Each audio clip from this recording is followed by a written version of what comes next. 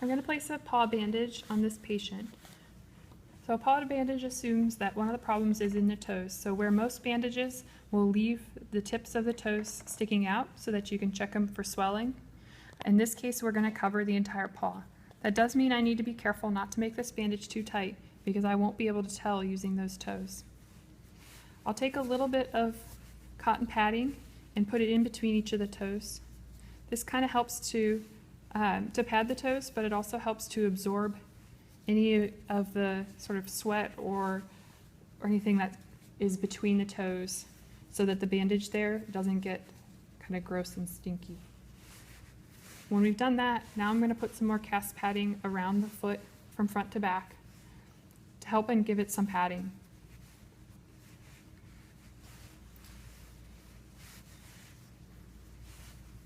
People may have different ways of doing this. Some will do it on the dog, while others will create it the way that I just did. Either is correct, as long as you get it padded. Now I'm going to need to cover the rest of the foot. So I'm going to work in a little bit of a figure 8 pattern once I have this down, so that I make sure that I cover the entire foot,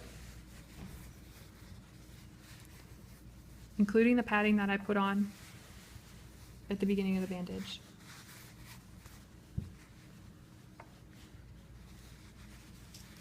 This bandage creates a good bit of bulk around the paw, but in order to cover it, that's what we need to have happen.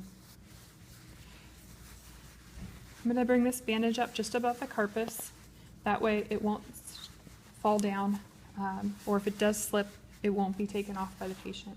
I'm going to use a second layer of conform so that I can provide a little bit of tension across it and a little bit of pressure on the wound.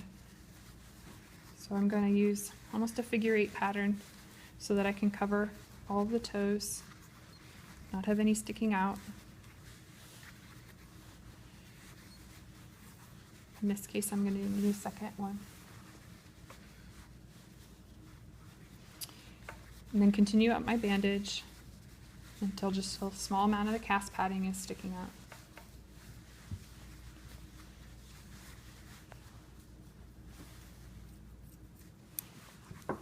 The third layer of this bandage is going to be the vet wrap.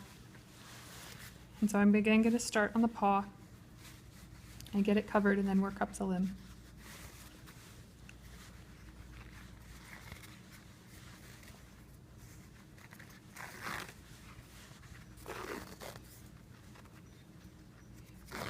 When you pull, you hear me pulling it tight, but what I'm doing is pulling it tight and then loosening it before I put it on the patient.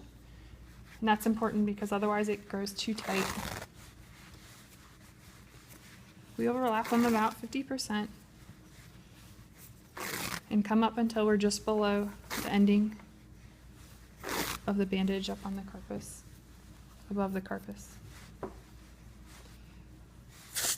At this point, I would take a little piece of white tape and put it on the bandage and write on there the date and my initials, so that everyone knew when it had been changed last and they would know if it needed to be changed again. This will need to be covered when the dog goes outside so it doesn't get soiled or wet.